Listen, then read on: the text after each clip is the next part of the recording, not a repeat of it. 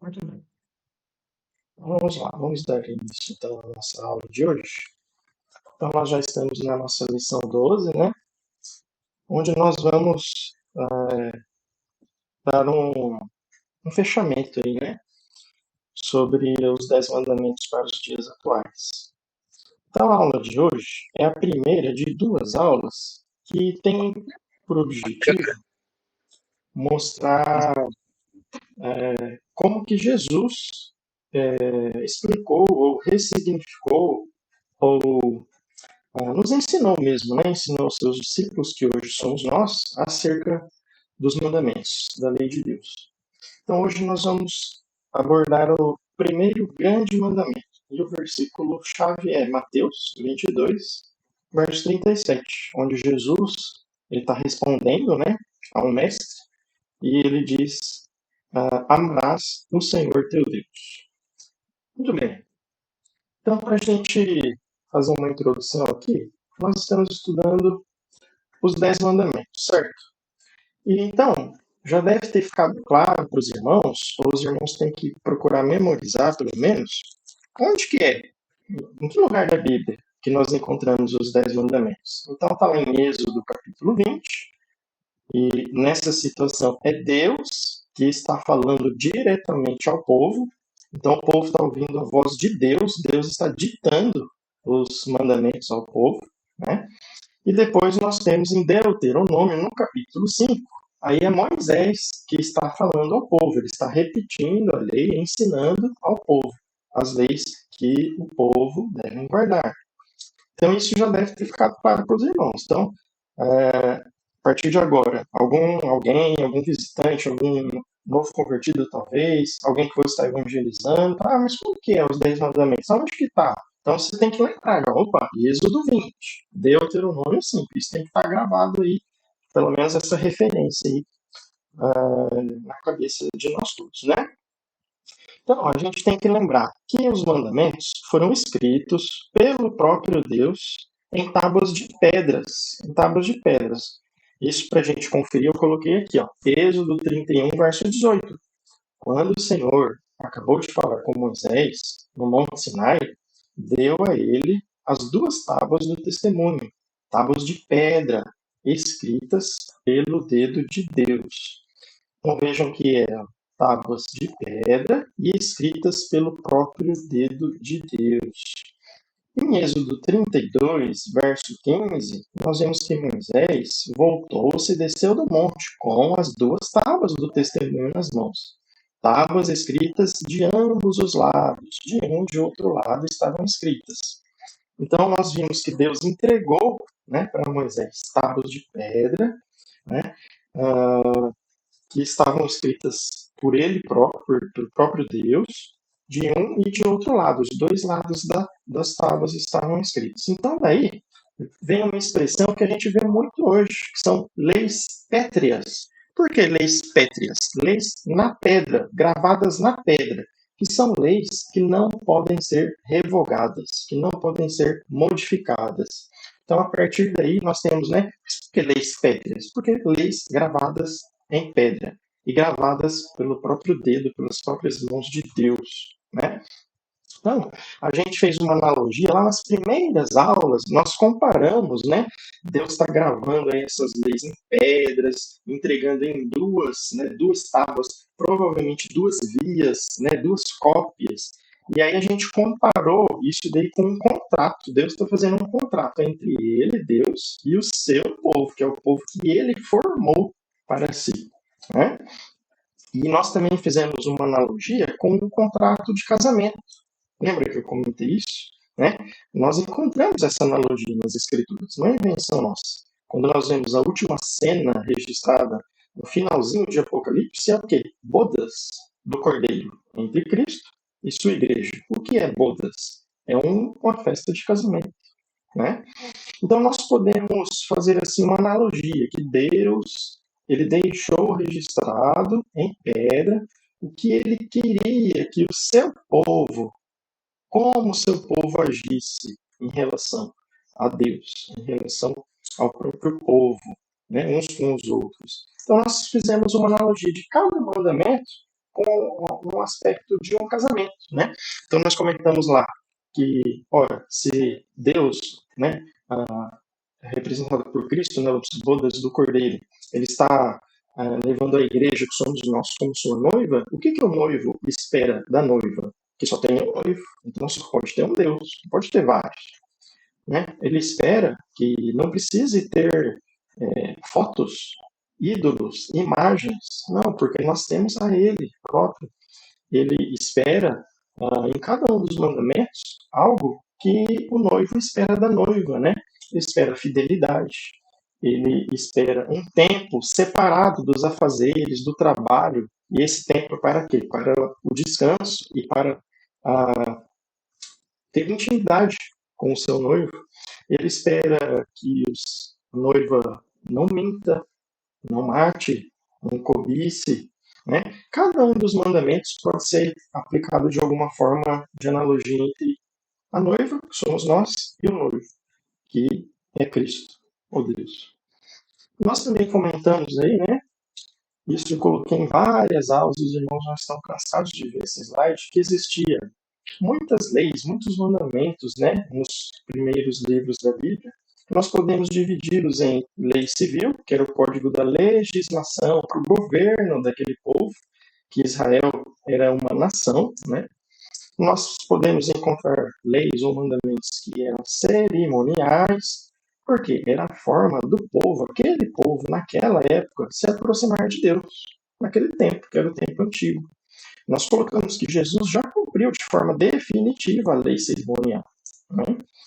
E nós temos a outra lei, que são os 10 mandamentos. Os 10 mandamentos, como lei pétrea, é lei moral de Deus para o seu povo, que somos nós, são válidos ainda hoje.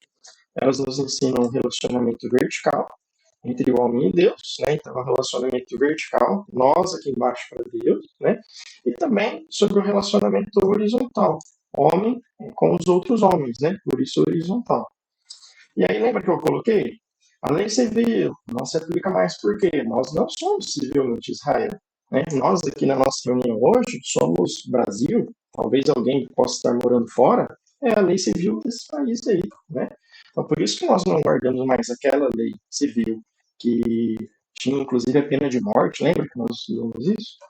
Aí eu comentei que a lei cerimonial também não se aplica mais. Nós não precisamos hoje oferecer sacrifícios de animais, né? Levar a um sacerdote para ele apresentar de certa forma, de tempos em tempos. Por quê? Porque Jesus cumpriu o cerimonial. Isso está muito claro na carta do autor aos Hebreus, né? E os 10 mandamentos, eles ainda valem para nós. E eles têm um ressignificado em Cristo. E eu colocava lá que são as duas últimas aulas. E hoje é a primeira dessas duas últimas aulas, né?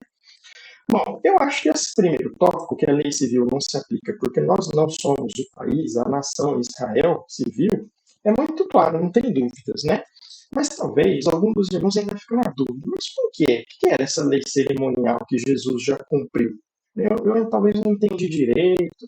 Então, antes da gente chegar nessa parte aqui, né, do ressignificado em Cristo da lei moral, eu vou dar uma pincelada aqui, uma resumida rápida aqui na lei cerimonial, como que Jesus cumpriu isso daí. Então vamos ver, meus irmãos.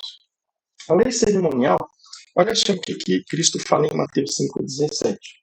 Não pensem que vim revogar a lei ou os profetas. Não vim para revogar, mas para cumprir.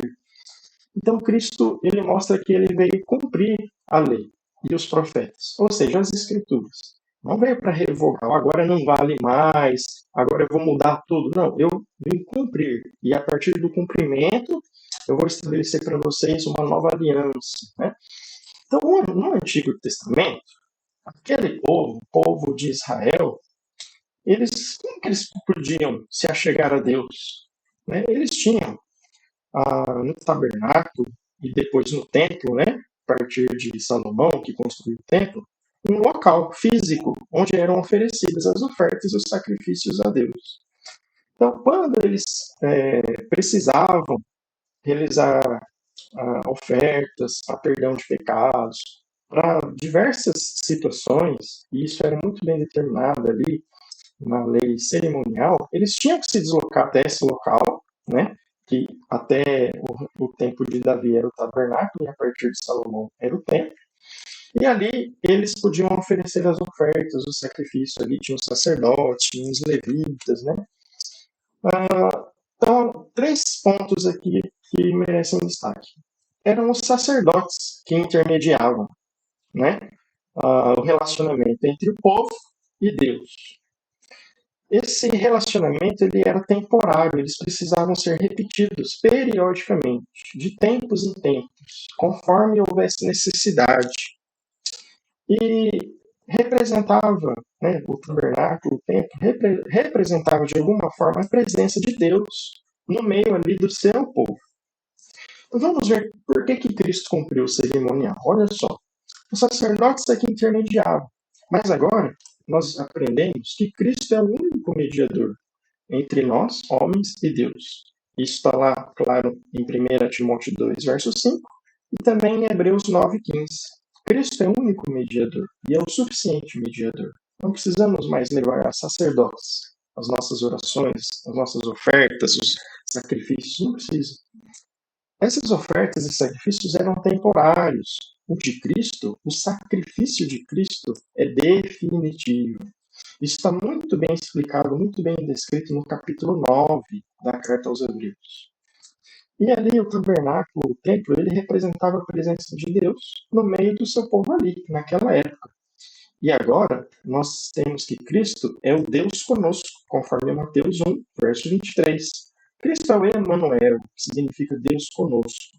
E nós temos o Espírito Santo habitando em nós. É Deus em nós, dentro de nós, conforme 1 Coríntios 3,16 e conforme Romanos 8, verso 9. Então vejam como as coisas antigas, tabernáculo, templo, sacrifícios, eles eram uma sombra, eles eram algo provisório, até que se aguardava o Messias, o Cristo. A partir dele, não precisa mais, porque nós não precisamos mais de sacerdotes como mediadores. Hoje nós somos sacerdotes, nós temos acesso, né, a Deus.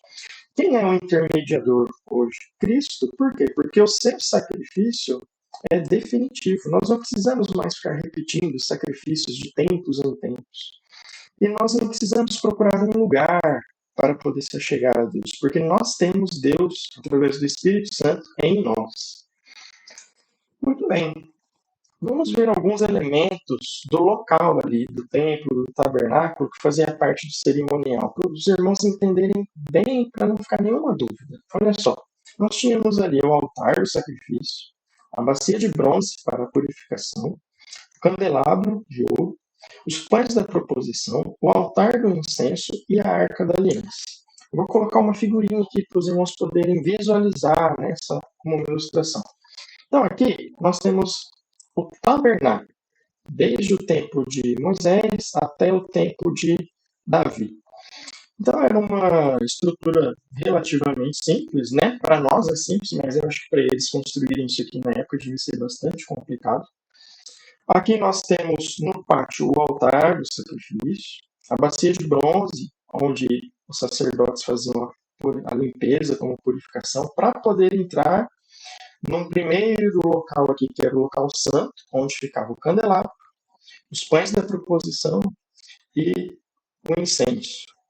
E apenas o sumo sacerdote, o principal dos sacerdotes, que apenas uma vez por ano podia aqui, atrás desse véu, acessar o local santo dos santos, o santíssimo, onde ficava a arca da aliança, onde uma vez por ano ele fazia ali, né, o cerimonial para a purificação, o perdão dos pecados do povo. Então era isso que funcionava, o cerimonial da época. Depois, na época de Salomão, ele construiu o templo, né, já de alvenaria, vamos dizer assim, né? E então nós temos aqui a mesma estrutura, né? O pátio externo, onde ficava aqui o altar, sacrifícios, aqui bacias de bronze para a purificação dos sacerdotes, para eles poderem adentrar aqui o local santo. Lá dentro, candelabros de ouro, pães da proposição, o local do incenso e lá atrás do véu, que não está representado aqui, o Santo dos Santos, ou lugar santíssimo, onde ficava a Arca da Aliança. Mesma coisa, né? Então existia todo o ritual de oferecer aqui os animais, dos sacerdotes se lavarem, se purificarem para entrarem no local santo, onde eles faziam as orações, onde eles mantinham os candelabros acesos, onde eles mantinham o pão da proposição, onde eles mantinham o incenso queimando ininterruptamente, e onde uma vez por ano apenas o sumo sacerdote podia entrar no local santo do santo para pedir ali o perdão dos pecados de todo o povo. Mas eu vou voltar nessa figura aqui que eu acho mais fácil de explicar. Como que Jesus substituiu isso aqui? Isso aqui tudo era sombra, mostrava o que haveria de vir e se cumprir em Cristo. Vamos ver como, olha só.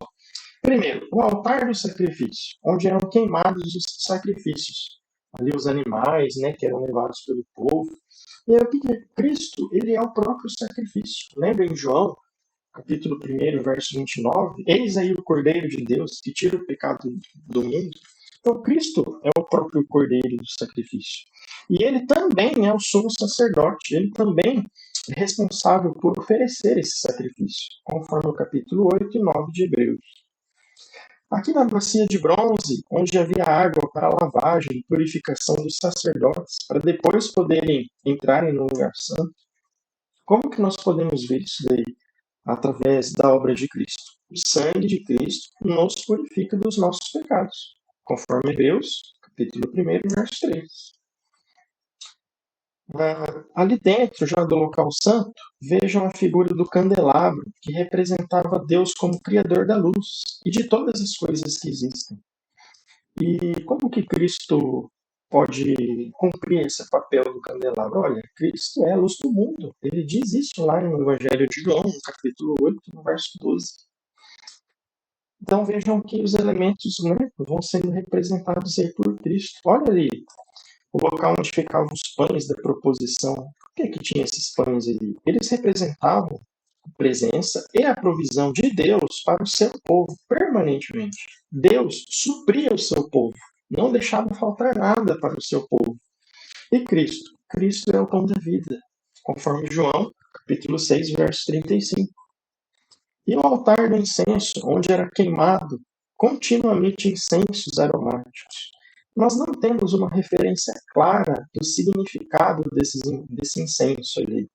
Mas há várias passagens na Bíblia que comparam o incenso subindo como aroma agradável com as nossas orações, ou com as orações do seu povo, subindo a Deus como incenso, com um cheiro suave.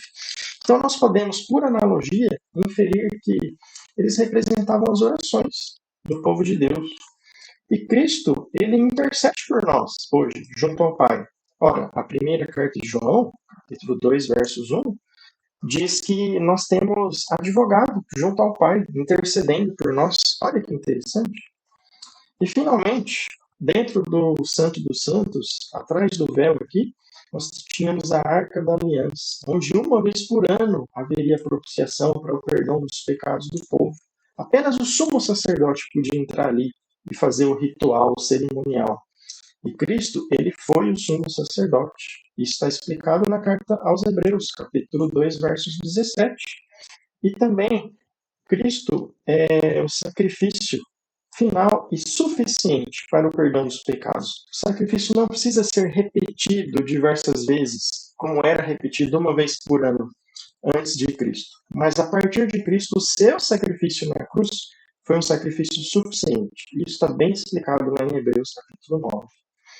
Então vejam como que várias passagens da Bíblia, principalmente a carta aos Hebreus, nos explica que Cristo cumpriu o papel disso tudo aqui que existia. Tudo isso aqui que existia era uma sombra, era algo que preparava o povo para o que havia de vir. E Cristo veio e cumpriu tudo isso aqui. Nós hoje não precisamos ficar repetindo nada disso aqui, do cerimonial. Ficou claro para os irmãos? Espero que tenha ficado claro para os irmãos, né? Então, com esse resumo, nós vimos que a lei cerimonial de ofertas e sacrifício não se aplica mais a nós hoje. Por quê? Jesus já cumpriu o cerimonial por nós. Ok? Muito bem. Então agora nós chegamos finalmente na lei moral, né, nos 10 mandamentos. E eu começo dizendo que Cristo em si é a própria lei moral. Cristo é a substância da lei moral. Mas como assim? Vamos ver. No primeiro mandamento, Deus fala que não haverá outros deuses, que Ele é o único Deus. E nós aprendemos no Novo Testamento que Cristo é o único Senhor e Salvador, conforme Atos 4, versículo 12. Então, assim como há um único Deus, Cristo é o único Senhor e é o único Salvador. No segundo mandamento, Deus pede que não haja imagens, não haja esculturas, não haja ídolos, nem dele próprio, nem dele próprio. E nós aprendemos no Novo Testamento que Cristo já é a imagem perfeita de Deus. Isso está muito bem explicado lá em Colossenses, capítulo 1, verso 15. Cristo se faz a imagem do próprio Deus, se revela para nós. No terceiro mandamento, nós vemos a importância do nome de Deus, que Deus zela pelo seu nome e que nós carregamos esse nome. Nós, como cristãos, como pequenos cristos, não somos mais apenas fulano e ciclano. Somos fulano do Senhor, fulano de Cristo, fulano povo de Deus. E nós temos que zelar por esse nome que nós carregamos. Lembra disso? E Jesus é o nome a qual todo joelho se dobrará, conforme Filipenses 2, versos 10 e 11.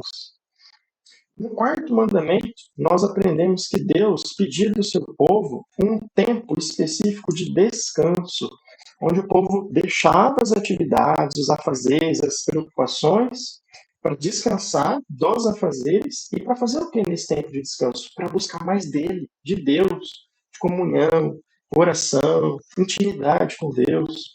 E nós aprendemos que Jesus é o nosso descanso, conforme Lucas capítulo 10, verso 38 a 42. O que está acontecendo aqui nessa situação? Só para os irmãos se lembrarem, é aquele episódio onde Jesus está visitando Maria e Marta, irmãs de Lázaro. E aí o que acontece? Uma delas fica toda atarefada ali na casa, fatigada, e pede para a outra vir ajudar. E aí Jesus fala, tudo esse trabalho de casa é necessário, mas essa aqui, né, escolheu a melhor parte, que ela tirou um tempo dos afazeres, né, da casa para estar sentada aos pés do Senhor, ouvindo, aprendendo, buscando ao Senhor. Então Jesus, ele é o nosso descanso, nós temos que descansar nele. Lembra do convite de Jesus em Mateus capítulo 11? Ele fala, vinde a mim os que estão cansados, e eu os aliviarei. No quinto mandamento, lembra que é de honrar pai e mãe e que nós estendemos para honrar as autoridades, né? Então ele fala sobre honra. E sim, Jesus ele nos ensina a honrarmos o Pai, o nosso Pai celestial. Lembra da oração do Pai Nosso? Aqui em Mateus 6, de 9 a 13, ele fala, Pai, santificado seja o teu nome. Né? Então ele nos ensina que nós devemos honrar o nosso Pai celestial, que ele também honrava o Pai celestial. No sexto mandamento, nós temos o princípio da proteção à vida, de não tirarmos a vida, de não matarmos. E Cristo, o que ele fez? Ele deu a sua própria vida para que nós pudéssemos viver. Conforme Marcos 10, 45 diz, que Cristo deu a sua vida para que nós pudéssemos viver. A vida eterna. No sétimo mandamento, onde nós vemos sobre a importância da pureza, né, de não nos contaminarmos de nós mantermos puro o nosso casamento, né? Então, nós aprendemos que Cristo ele se doou para nos fazer puros, conforme Efésios 5, de 22 a 28. Ele se doou para nos fazer puros e que nós devemos nos manter puros no nosso relacionamento com Cristo, assim como o sétimo mandamento nos ensina a mantermos puros em relação ao nosso cônjuge. No oitavo mandamento, nós aprendemos sobre a propriedade, sobre não furtarmos ou roubarmos, tomarmos a propriedade alheia. E o que Jesus nos ensina? Que ele nos provê em todas as nossas necessidades. Nós não precisamos roubar, porque ele nos supre em tudo. Lembra do Salmo 23, quando o salmista diz que o Senhor é o meu pastor e de nada terei falta? Então, se eu não tenho falta de nada, se Jesus é mesmo o meu Senhor, eu não sinto necessidade de subtrair alguém, porque eu não sinto falta daquilo, porque o Senhor me supre em todas as minhas necessidades. Você se lembra de João, no capítulo 10, onde Jesus fala que ele é o bom pastor, e o bom pastor cuida das suas ovelhas, e ele dá a própria vida por suas ovelhas, ele não deixa faltar nada, nós não precisamos buscar algo fora do que Jesus já nos supre. No nono mandamento, nós aprendemos sobre a importância da verdade, sobre não mentir, não faltar com a verdade. E Jesus nos ensina que ele é a verdade. Lá em João 14, verso 6, ele diz que ele é o caminho, a verdade e a vida. Então, se Cristo é a verdade, se nós estamos em Cristo, nós temos em Cristo a verdade. Então, nós temos que zelar pela verdade. Não podemos fugir da verdade na nossa conduta, no nosso dia a dia, no nosso caminhar. E, finalmente, no 10º mandamento, que fala sobre a cobiça, né? Que é aquela situação onde nós não conseguimos enxergar, né, a quebra desses demais mandamentos. De alguma forma a gente consegue enxergar do lado de fora, né? Mas a cobiça é interna ali, só a própria pessoa e Deus consegue enxergar. O que Jesus nos ensina lá em Mateus, capítulo 6, versos 19 e 21? É aquela passagem onde ele compara de não ajuntarmos tesouro na terra, onde a traça e a ferrugem consomem, mas ajuntarmos um tesouro no céu, que ninguém pode tirar de nós. Então, quando eu entendo que eu tenho que buscar um tesouro nos céus, ao invés de buscar um tesouro na terra, eu não me preocupo tanto com bens materiais. Então, eu aprendo que eu não devo cobiçar aquilo que eu não tenho, né? Aquilo que eu não tenho hoje é porque eu não preciso daquilo hoje. Porque se eu precisasse, Jesus me supriria, já que ele é o meu bom pastor, que deu a própria vida por mim, que não me deixa faltar nada, né? Então vejam como que em cada um dos 10 mandamentos, que eu falei muito rápido aqui, porque nós já tivemos aulas específicas sobre cada um deles.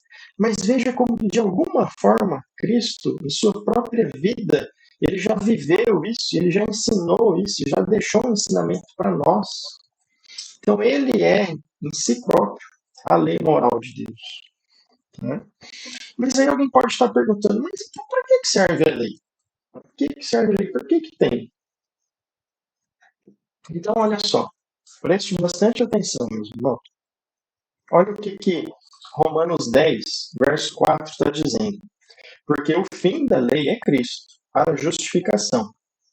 Então a lei terminou em Cristo, e através da lei nós estamos justificados? Calma, não é bem assim. Vamos ver a outra passagem em Gálatas 3, 24. Assim, a lei foi o nosso tutor até Cristo, para que fôssemos justificados pela fé. Então veja que Romanos 10, verso 4, você consegue compreender ele melhor quando você vê Gálatas 3, 24. Porque senão você pode pensar que a lei terminou e que você está justificado por ter cumprido a lei, de alguma forma. Não é bem assim. A lei ela foi o nosso tutor, o nosso guia, nos levando até Cristo, nos mostrando Cristo. E assim, nos mostrando Cristo, nós podemos ser justificados pela fé em Cristo. Então vejam que quando a gente fala que o fim ou a finalidade da lei é Cristo para a justificação, é a justificação através da fé em Cristo. Vamos entender isso. Raciocine comigo.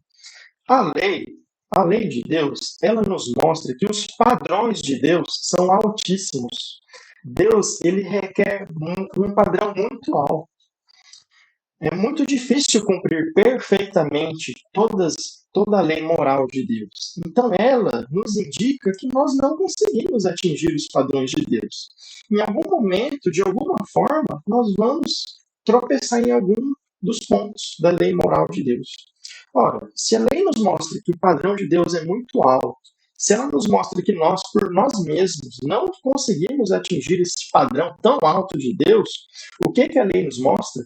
Ela nos mostra que nós somos caídos, nós somos pecadores, nós não conseguimos fazer por merecer, por nós, o perdão de Deus. E, portanto, ela nos mostra que nós precisamos de graça, nós precisamos de misericórdia. Então, essa linha de raciocínio você tem que ter muito clara na sua mente. Então, olha só, a lei nos mostra que o padrão de Deus é altíssimo.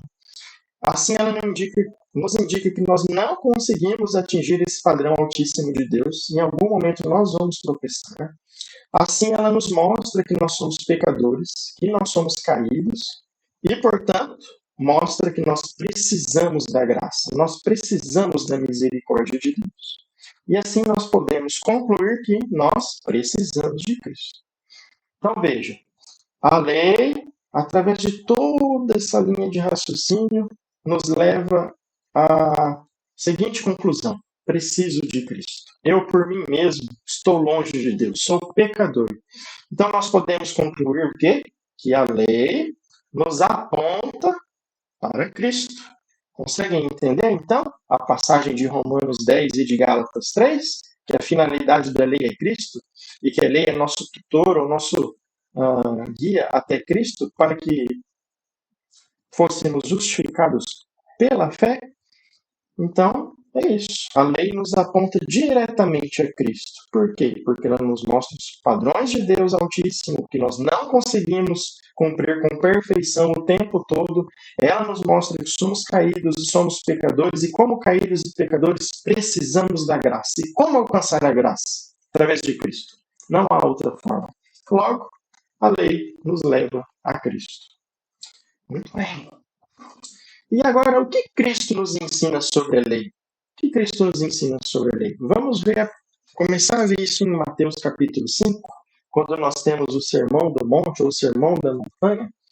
Se você prestar atenção, Cristo ele sobe no monte, ele chama os seus discípulos e começa a ensiná-los. E o que Jesus começa ensinando? Que o padrão de justiça de Deus é diferente do padrão de justiça da sociedade, da época ali. Como assim? Olha, o que Jesus começa o Sermão do Monte? Você se lembra? Bem-aventurados esses, porque aquilo. Bem-aventurados aqueles, porque aquilo outro. Vamos recordar aqui? Olha só. Jesus fala assim, bem-aventurados, né? Felizes são quem? Os pobres de espírito, os que choram, os humildes, os que têm fome e sede de justiça, os misericordiosos, os puros de coração, os pacificadores, os perseguidos e os que são caluniados ou insultados por amor do seu nome. E cada um desses aqui, Jesus coloca uma recompensa na frente.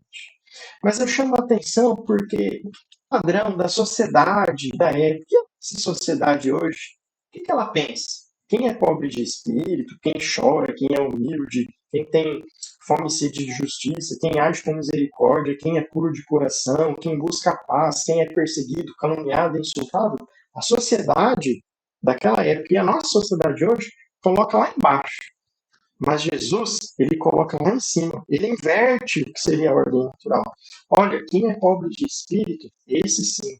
Quem chora, quem age com humildade, quem age com misericórdia, esse sim está agindo de acordo com a vontade de Deus. Não aquele que é orgulhoso, não aquele que não vê nada de errado na injustiça, não aquele que não age com humildade, mas age com soberba, não aquele que acha que não tem nada de injustiça no mundo, não aquele que não age com misericórdia, não age com piedade com os necessitados, não aqueles que estão cheios de si mesmos, não são puros, não aqueles que buscam a paz, mas que fomentam os conflitos, não aqueles que são perseguidos, mas que perseguem, e não aqueles que são caluniados ou insultados, mas que praticam a calúnia e o insulto. Esses a sociedade coloca lá em cima, mas Deus coloca lá embaixo. Esses aqui sim, esses aqui estão no padrão de justiça de Deus. Então Jesus começa ensinando assim, sobre o seu padrão, o padrão de Deus, do que é a justiça, do que é a forma correta de agir. E o Sermão do Monte continua. O próximo parágrafo, Jesus vai ensinar sobre nós sermos sal na terra, sobre sermos luz do mundo. Quer dizer, nós temos que ser os diferentões. Nós não temos que ser amigos do mundo, mas ele fala que o mundo vai nos odiar, em outras passagens. Então o mundo tem que perceber em você que tem algo diferente.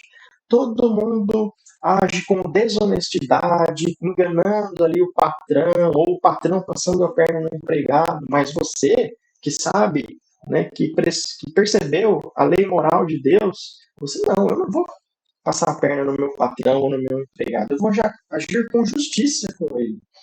Aí as pessoas vão olhar para você, mas só você faz isso. Que bom, porque assim eu estou sendo sal na terra e luz do mundo. Só, né, para a gente fazer a analogia. E aí a gente chega no versículo 20 do capítulo 5 de Mateus. Era aqui que eu queria chegar. Jesus diz assim, pois eu digo que, se a justiça de vocês não for muito superior à dos fariseus e dos mestres da lei, de modo nenhum entrarão no reino dos céus. E aí, o que Jesus está querendo dizer que a justiça dos seus discípulos, que somos nós, tem que ser superior à dos fariseus, à dos mestres da lei? Sim. Então, olha só. Quando Jesus está falando que a nossa justiça tem que ser superior, ele está dizendo que a justiça tem que ser com a interpretação correta. Os fariseus da época, os mestres da lei da época, eles colocaram algo de pesado no cumprimento da lei, algo de o legalismo mesmo, né? Eles impunham regras rígidas e eles se limitavam ao cumprimento de regras. Olha, você está errado porque você não fez isso, você está errado porque você não fez aquilo. Nós não, nós cumprimos isso e aquilo. E aí Jesus está falando, olha, vocês têm que ser superior aí a esses mestres da lei. Vocês têm que fazer a interpretação correta. E aí Jesus começa a ensinar. Vocês ouviram o que foi dito. Eu, porém, vos digo. E há várias passagens onde Jesus repete isso. Vocês ouviram o que foi dito. Eu, porém, vos digo. E aí Jesus, ele ensina corretamente sobre pelo menos esses 5 pontos aqui. Sobre o homicídio, Jesus fala, vocês ouviram o que foi dito, não matarás. E aí talvez alguém lá, os fariseus, os mestres da lei, falando, eu nunca quebro esse mandamento, porque eu nunca, né, esfaqueei alguém, taquei uma pedra na cabeça de alguém, enfim, matei. Mas aí Jesus fala, mas tem que ser superior a isso. Porque se você odeia o seu irmão e dentro de você, você não quer mais nem saber dele, no seu coração você já o matou. Olha, o ressignificado da lei, se você pensa que você está cumprindo um mandamento só literal ali de não matar fisicamente, não é isso. É não matar dentro de você, não odiar, não repudiar o seu irmão, o seu próximo, a ponto de não ajudá-lo, não querer ter relações com ele. Se você age assim, você já matou dentro de você. E da mesma forma, Jesus vai falar sobre o adultério, lembra? Vocês ouviram o que foi dito, não adulterarás. Eu, porém, vos digo que se algum homem olhar para uma mulher com um olhar impuro no seu coração, já quebrou a lei, já adulterou. Os mestres da lei talvez ensinavam que era só não ter, né, um ato físico de adulterar. Mas Jesus está falando que é no pensamento, no olhar impuro. E Jesus ensina a mesma coisa sobre juramentos, sobre retribuição do mal, vingança. Vocês ouviram o que foi dito, olho por olho, dente por dente. E aí o que ficou famoso. Eu, porém, vos digo, se alguém te acertar uma face, oferece a outra. Se alguém pedir para você a sua capa, oferece também a sua túnica. Deixa que leve. Né? Não retribua com vingança. E ele fala sobre amor ao próximo. Ele fala, vocês ouviram o que foi dito. Né? Odeiam seu inimigo. E ele fala, eu porém vos digo, amem os seus inimigos, orem por eles. Né? Então Jesus vai ensinando um novo significado para algo que os que se diziam mestres da lei estavam abordando de uma forma equivocada. Por isso ele diz que a nossa justiça tem que ser superior à dos fariseus e à dos mestres da lei. Quer dizer, tem que ser correta. Né? E continuando nesse tópico, Cristo nos ensina sobre a lei. Agora nós vamos lá para Mateus 22. O que aconteceu lá em Mateus 22? Um certo mestre da lei faz uma pergunta para Cristo. Qual é o maior dos mandamentos? E eu coloquei aqui uma foto da minha Bíblia. Minha Bíblia é a tradução NAA. Então vejam só. O capítulo é o 22, certo? Nós estamos aqui no verso 34 em diante. Entretanto, os fariseus, sabendo que Jesus havia silenciado os saduceus, reuniram-se em conselho. E um deles, intérprete da lei, querendo pôr Jesus à prova, perguntou-lhe. Então vejam que a intenção desse homem que está perguntando, ele está querendo pegar Jesus em alguma suposta falha, interpretação errada de Jesus. E ele pergunta, mestre, o grande mandamento na lei Jesus respondeu: ame o Senhor seu Deus de todo o seu coração, de toda a sua alma e de todo o seu entendimento. Este é o grande e primeiro mandamento. Lembra que isso daqui era lá o versículo do começo da nossa aula? Então, qual é o grande primeiro mandamento? Ame o Senhor seu Deus de todo o seu coração, de toda a sua alma e de todo o seu entendimento. Jesus continua aqui no verso 39. E o segundo, semelhante a este, é: ame o seu próximo como você ama a si mesmo. Destes dois mandamentos dependem toda a lei e os profetas. Hoje nós vamos focar aqui nessa primeira parte, de amar o Senhor seu Deus de todo o seu coração, toda a sua alma e todo o seu entendimento. Por que eu coloquei uma foto aqui da minha Bíblia, irmãos? Porque vejam alguns recursos que talvez os irmãos que estão começando agora, né, na fé, estão começando agora nos estudos da Bíblia, tem que não conhece. Então eu quis aproveitar essa oportunidade para mostrar para os irmãos, né? Os irmãos mais antigos, já mais acostumados, né? Tem um pouquinho de paciência. Olha só, o que é isso aqui, ó? Em algumas Bíblias, você tem aqui a referência de onde está essa mesma passagem em outros locais. No caso aqui em outros evangelhos. Ó, se você procurar em Marcos 12, 28, você vai ver essa mesma passagem. Se você procurar lá em Lucas 10, de 25 a 28, você vai ver essa mesma passagem relatada por Lucas. Então, de repente, eu queria ver como que o outro evangelho citou, será que tem alguma coisa escrita, né, diferente? Então, você tem esse recurso que algumas Bíblias trazem isso, né? E um outro recurso que eu queria mostrar aqui para você é isso aqui, ó. Olha aqui no finalzinho do versículo 37. Então, ame o Senhor seu Deus de todo o seu coração, toda a sua alma, de todo o seu entendimento. Está entre aspas aqui. Está vendo que está entre aspas? Por que está entre aspas? Porque Jesus está citando alguma passagem da Escritura que ele tinha na época, o Antigo Testamento, obviamente. E aí eu vejo uma letra E bem pequenininha aqui, ó. E aí eu vou lá no rodapé da minha Bíblia e vejo o que significa essa letra E. Olha só, é o capítulo 22, verso 37, né, aqui de Mateus. E a referência é Deuteronômio 5, aliás, Deuteronômio 6, verso 5. E aí, se eu pego a minha Bíblia e vou lá em Deuteronômio 6, verso 5, eu coloquei a foto aqui para vocês. Olha só. Qual é a parte que Jesus está citando? Lá em Deuteronômio 6, verso 5. Ó, aqui o verso 5. Ó. Portanto, ame o Senhor seu Deus de todo o seu coração, de toda a sua alma e com toda a sua força. Quem está dizendo isso aqui, lá em Deuteronômio? É Moisés. Ele está dizendo ao povo. Olha como que começa. Escute, Israel. Né? Isso aqui é uma expressão que aparece várias vezes. Ele fala, escute, Israel. Ouçam, prestem atenção. Isso é importante. E aí ele fala, o Senhor, nosso Deus, é o único Senhor. E ele, portanto, ame o Senhor seu Deus de todo o seu coração, de toda a sua alma e com toda a sua força. E Jesus coloca essa passagem aqui como sendo o grande primeiro mandamento, respondendo àquele suposto mestre ali, qual é o maior mandamento. Então vejam, amar a Deus de todo o coração, de toda a sua alma e de todo o seu entendimento, uma citação aqui de Deuteronômio, né? Jesus coloca como o primeiro, o maior mandamento. Aí você vai me falar, mas Fernando, não está igualzinho, ó. Aqui ele fala, ame o Senhor seu Deus de todo o seu coração, de toda a sua alma e com toda a sua força.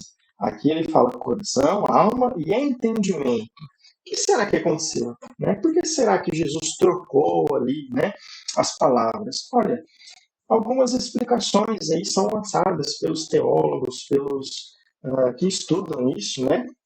E o mais provável é que na época lá de Moisés, né, o povo tinha que expressar todo o seu amor, né, pelo coração, pela alma e pela força, porque eles tinham que fazer, eles tinham que agir. Lembra que eles tinham que pegar lá o cordeiro, o cabritinho, ou dependendo do que fosse a oferta, era passarinho, e eles tinham que levar até o tabernáculo, ou levar até o templo, eles tinham que oferecer ali, matar, cortar, tirar, ali tinha todo um ritual cerimonial.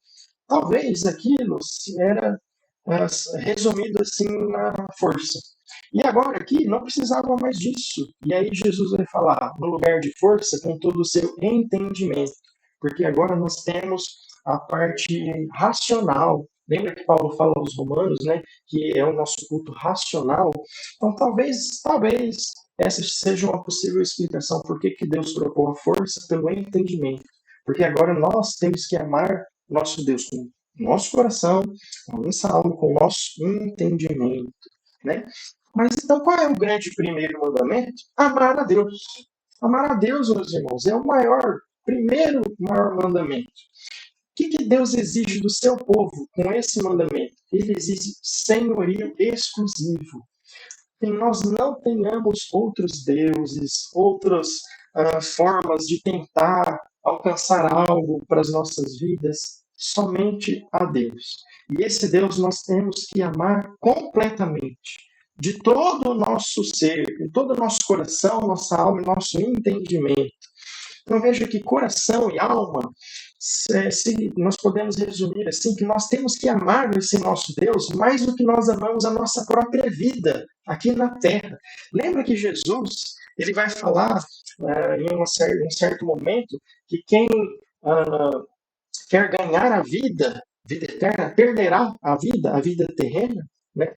Então, nós podemos entender que amar a Deus com todo o nosso coração, com nossa toda a alma, é amá-lo a ponto de sacrificarmos a nossa vida aqui terrena. Por quê? Porque nós amamos mais a Deus. E assim nós ganharemos vida. Que vida? Vida eterna.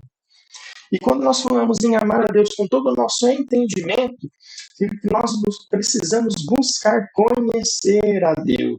Conhecer a Deus. E como que nós buscamos conhecer a Deus? Nós buscamos conhecer a Deus quando nós cultuamos a Ele. Quando nós obedecemos o quarto mandamento e tiramos um momento de descanso para buscar intimidade com Deus. Nós buscamos amar a Deus com o nosso conhecimento quando nós estamos aqui, hoje, num sábado à noite, numa escola bíblica. Então, assim, nós buscamos amar a Deus com a nossa força, com a nossa alma. Amá-lo mais do que a nossa própria vida, a ponto de nos doarmos em amor a Ele e buscar cada dia amá-lo com o nosso conhecimento, conhecer mais a Deus, estudar a Sua palavra, que é a Sua vontade para nós, buscarmos conhecimento de Deus. Assim nós estamos cumprindo esse primeiro grande mandamento, que é amar a Deus, né? Então, assim, meus irmãos, assim, Cristo nos ensina que o maior, o primeiro mandamento é amar a Deus, né? E os 4 primeiros mandamentos nos ensinam como Ele, Deus, quer ser amado. Vamos relembrar? O primeiro mandamento nos ensina que Ele é o único Deus. Não há necessidade de outros. Não há necessidade de buscarmos outras divindades, apenas Deus, o nosso Deus. Ele quer ser amado assim, como o nosso único Deus. Isso fica claro no primeiro mandamento. No segundo mandamento, ele não quer, ele não aceita, ele não tolera imagens e ídolos. Por quê? Lembra que Jesus, respondendo à mulher samaritana, ele ensinou para ela que é chegado o tempo, e na verdade já chegou, que os verdadeiros adoradores adorariam como? Em espírito e em verdade. Não precisamos buscar adorá-lo através de imagens, de esculturas, de ídolos, de desenhos, não. Nós o adoramos em espírito e em verdade. O terceiro mandamento, lembra que Deus zela pelo seu nome, não tomar o nome de Deus em vão? Nós temos um nome a zelar, que é o nome do próprio Deus. Então nós cumprimos o amor a Ele, guardando o terceiro mandamento, como? Zelando pelo seu nome. Quando nós, como cristãos, não escandalizamos o nome de Deus. Quando nós não fazemos no nosso dia a dia atos que falem, mas fulano é crente, olha o que ele faz. Olha o que o pastor fez, olha o escândalo na igreja tal. Quando nós não fazemos isso, nós zelamos o nome de Deus. E assim, pelo terceiro mandamento, nós cumprimos o amar a Deus como primeiro e maior mandamento. E aqueles que quebram, que não zelam pelo nome de Deus, não estão demonstrando amor a Ele através desse terceiro mandamento. E finalmente, no quarto mandamento, Ele, Deus, exige de nós um tempo de descanso das nossas atividades, dos nossos trabalhos. E fazer o que com esse tempo? Para buscar mais a Deus, buscar conhecer mais a Deus, buscar mais intimidade com o próprio Deus. Então, assim, meus irmãos, nos 4 primeiros mandamentos, que são aqueles que nos mostram um relacionamento, né, vertical entre homem e Deus, nós aprendemos como ele quer ser amado. E amar a Deus é a primeira parte do resumo do maior mandamento, ou o maior e primeiro mandamento, que Jesus ensinou ali na resposta que ele deu àquele suposto mestre da lei. Então, amar a Deus. Amar a Deus. É o primeiro, é o maior mandamento. Então, eu concluo essa nossa reflexão com a passagem do Evangelho de João, capítulo 14, versos 21 a 24. Olha só o que ficou registrado ali.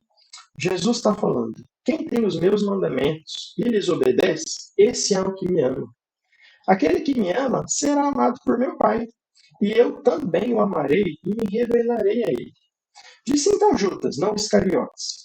Ele perguntou-me: Senhor, mas por que te revelarás a nós e não ao mundo? E respondeu Jesus: se alguém me ama, guardará a minha palavra. Meu Pai o amará. Nós viremos a ele e faremos nele morada. Aquele que não me ama, não guarda as minhas palavras. Estas palavras que vocês estão ouvindo não são minhas, são de meu Pai que me enviou.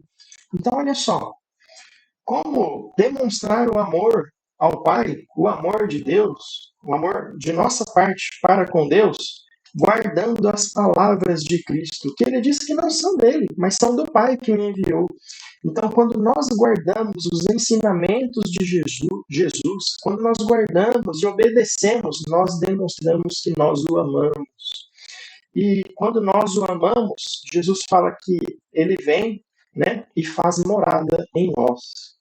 Então, olha só, o primeiro e maior mandamento, amar a Deus. E como você demonstra que você ama a Deus? Guardando as suas palavras, guardando os seus ensinamentos. Muito bem, meus irmãos. Então, era isso que eu tinha para compartilhar com os irmãos nessa nossa primeira aula, né, de conclusão, assim, dos mandamentos, ou do ensino de Jesus, de Cristo, sobre os mandamentos.